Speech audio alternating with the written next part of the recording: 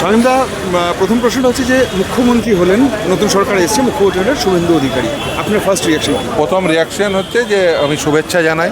তিনি দু জায়গায় জিতেছেন এবং তিনি দুবার রাজ্যের প্রাক্তন মুখ্যমন্ত্রী মমতা বন্দ্যোপাধ্যায়কে হারিয়েই জিতেছেন, ফলে তিনি ডিজার্ভিং ক্যান্ডিডেট হিসেবেই তিনি মুখ্যমন্ত্রী হয়েছেন এবং তার এর আগে পূর্ব অভিজ্ঞতা রয়েছে মন্ত্রিত্বের। ফলে আমি আশা করব গোটা রাজ্যবাসীর পক্ষ থেকে আমার এই উইশ থাকবে যে গোটা রাজ্যের শান্তি শৃঙ্খলা বজায় থাকুক। আমার অবশ্যই এই উইশ থাকবে যে যেভাবে এর আগের রিজিমে যেভাবে দুর্নীতি হয়েছে, সেই সমস্ত দুর্নীতি বন্ধ হয়ে যাক। বেকার ছেলেমেয়েরা তারা চাকরি পাক, প্রতি বছর এসএসসি হোক, প্রতি বছর টেট হোক, প্রতি বছর এই ছেলেমেয়েদের যে পিএসসির মাধ্যমে নিয়োগ হোক এবং ছেলেমেয়েরা নিয়োগ পাক, এই রাজ্যে শিল্পায়ন হোক এবং সামগ্রিকভাবে এই রাজ্যের শান্তি শৃঙ্খলা এবং সর্বোপরি সম্প্রীতি বজায় থাকুক। আচ্ছা, এই যে 26,000 চাকরি গিয়েছিল দুর্নীতির কারণে এসএসসিতে পাশ করা যে ছেলেরা, তাদের হয়ে আপনি লড়াই করেছিলেন, আপনি কি চাইবেন যে এই? অবশ্যই, দেখুন, আমি চাইবো এই নতুন সরকার যেন দুর্নীতিমুক্ত সরকার হোক এবং প্রতিটি বেকার, কারণ এই রাজ্যে প্রচুর শূন্যপদ রয়েছে এই মুহূর্তে, ফলে সেই প্রতিটি শূন্যপদে বেকাররা নিয়োগ পাক। আমার প্রথম থেকেই উইশ ছিল যাতে বেকাররা তাদের মেধার ভিত্তিতে নিয়োগ পায়। মেধার ভিত্তিতে প্রতিটি বেকারকে নিয়োগ দিন এবং সেটাই হবে এই রাজ্যের সরকারের প্রথম কাজ। সেটি যদি না করতে পারেন তাহলে কিন্তু ভবিষ্যতে কিন্তু এসে প্রশ্নচিহ্ন উঠবে। তবে আজকে যেহেতু নাম ঘোষণা হয়েছে, আমার পক্ষ থেকে তাকে শুভেচ্ছা থাকবে। নতুন সরকারকে সময়ও দেব এবং তাদের প্রতি শুভেচ্ছাও থাকবে। আমরা ভোটের রেজাল্টের পর দেখলাম যে মমতা বন্দ্যোপাধ্যায় হারলেন এবং তারপরেও তিনি পদত্যাগ করলেন না এবং না একদমই না, তা হয় না। দেখুন, এটা বুঝুন যে আমাদের সংবিধানে যেমন এই সংবিধান যারা লিখেছিলেন তারা তো আর বুঝতে পারেননি যে এরকম নির্লজ্জ কোনো মুখ্যমন্ত্রীও আসবেন। এটা এই শব্দবন্ধ ব্যবহার করতে হচ্ছে যে সে তার হারকে, জনগণের যে রায়কে, ম্যান্ডেটকে সে অ্যাকসেপ্ট করতে পারবে না। দেখুন, আমাদের সংবিধানের একেবারে বেসিক পারপাস অত্যন্ত ক্লিয়ার যে জনগণ দ্বারা নির্বাচিত একটি সরকার থাকবে। জনগণ যে সরকারকে নির্বাচিত করেছে সেই সরকারই থাকবে। ফলে আমি জোর করে সে রেজিগনেশন না দেওয়ার অর্থ এই নয় যে তিনি মুখ্যমন্ত্রী থেকে যাবেন। রেজিগনেশন দিন বা না দিন, এটি গভর্নরের প্লেজারে একজন মুখ্যমন্ত্রী হন।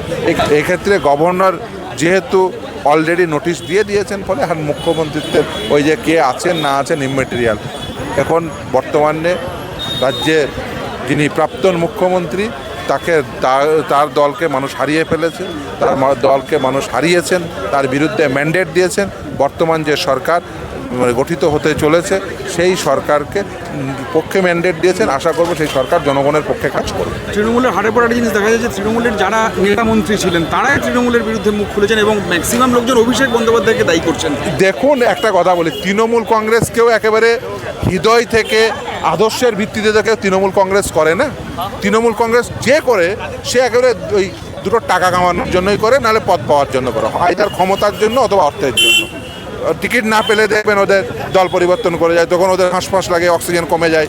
আবার দেখবেন হেরে গেলেই তখন ওরা দলের বিরুদ্ধে বলতে শুরু করে। আসলে কি এদের তো নীতি আদর্শের ভিত্তিতে তৈরি একটা রাজনৈতিক দল নয়। এরা জিতলে থাকবে, হারলে থাকবে না। এরা হচ্ছে সুবিধাবাদী। এই যারা এসব বলছে না, এরা প্রত্যেকে সুবিধাবাদী। যেদিন জল ক্ষমতায় ছিল সেদিন বলেছিলেন যেটা ভুল হচ্ছে, বলেনি, হেরে গেছে তারপরে বলছি কেন? তার কারণ এরা সুবিধাবাদী। এরা ভেবেছিলেন যে তাদের সুবিধাটা হবে, তো যতদিন সুবিধা হবে বা যতটা পাচ্ছিল, যতটা পাবোই ভেবেছিল ততটা পাইনি, তাই এইসব মুখ খোলা। ফলে এইসব সুবিধাবাদীদের নিয়ে আলোচনা করে সময় নষ্ট করার কোনো হয় না। ভোট ফলাফল ঘোষণা 4 দিনের মাথায় আমরা আবার রাস্তায় নেমে পড়লো। এবারের লড়াইটা কোন দিকে নিয়ে যেতে চাইছেন? দেখুন, এবারে লড়াইটা হয় আদর্শের লড়াই, এ নিয়ে কোনো সন্দেহ নেই। শান্তির পক্ষে, সম্প্রীতির পক্ষে বামেরা ছিল, আছে এবং থাকবে। শান্তি সম্প্রীতির প্রশ্নে আমাদের অবস্থান একেবারে নির্দিষ্ট। এই রাজ্যে তথা এই দেশে শান্তি রাখতে হবে, শৃঙ্খলা বজায় রাখতে হবে, সম্প্রীতি বজায় রাখতে হবে। সেটা যদি বিনষ্ট হয় তাদের বিরুদ্ধে লড়াই চলবে। এবং শুধু তাই না, ধর্মীয় পরিচয়ের উপর ভিত্তি করে এই হকার উচ্ছেদ চলবে না। আপনি ধর্ম পরিচয়ের উপর ভিত্তি করে কারোর উপর আক্রমণ চলবে না। রাজনৈতিক পরিচয়ের উপর ভিত্তি করে কারোর উপরে আক্রমণ চলবে না, হওয়া উচিত নয়। বর্তমানে যে নতুন সরকার এসছে সেই সরকারের প্রতি আমাদের নিশ্চিতভাবেই আমরা তাদের হানিমুন পিরিয়ড দেব। সেই সরকারকে জানতে বুঝতে হবে যে কীভাবে সরকার চলে, প্রশাসন কিভাবে চলে।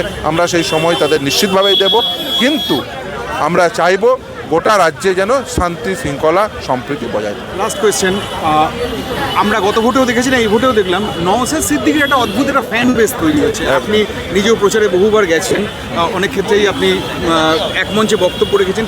এই কারণটা কি, মানে নওশাদের এই সাকসেসের কারণটা কি? দেখুন, একটা মানে বলতে কোনো বাধা নেই যে পরিবারের থেকে সে উঠে এসছে, সেই পরিবারের একটা নিশ্চিতভাবে গোটা পশ্চিমবঙ্গে তাদের একটা বেস আছে। তার কারণ দীর্ঘদিন ধরে তারা এই ধর্মীয় জলসা থেকে শুরু করে পরিবার এবং বিশেষ করে দাদা হুজুর, যিনি পীর সাহেব, মূল পীর সাহেব, সেই দাদা হুজুরের ফলোয়ার প্রচুর, ফলে তাদের একটা ফ্যান বেস আছে প্রথম। দ্বিতীয়, কিন্তু যে কারণে নওশাদ সিদ্দিকের এই ফ্যান বেস বলছেন যেটা তৈরি হয়েছে, সেটা কারণ হচ্ছে যে এরকম একটি বাড়ি থেকে উঠে আসা একটি ছেলে, যে যার পরিবারের বেশিরভাগ জনই ধর্মীয় জলসা করে, সে এসে ধর্মনিরপেক্ষতার কথা বলছে, ধর্মের উঠে ধর্মনিরপেক্ষতার কথা বলছে, মানুষের উন্নয়নের কথা বলছে, শান্তি শৃঙ্খলার কথা বলছে।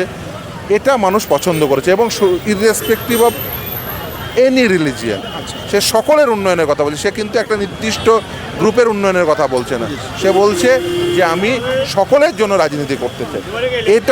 এই যে ইনক্লুসিভ ইন নেচার, এইটা মানুষের কাছে গ্রহণযোগ্য হয়েছে। ফলে এই যে ইনক্লুসিভ পলিটিক্স, সেটা মানুষের কাছে অনেক বেশি গ্রহণযোগ্য হয়েছে।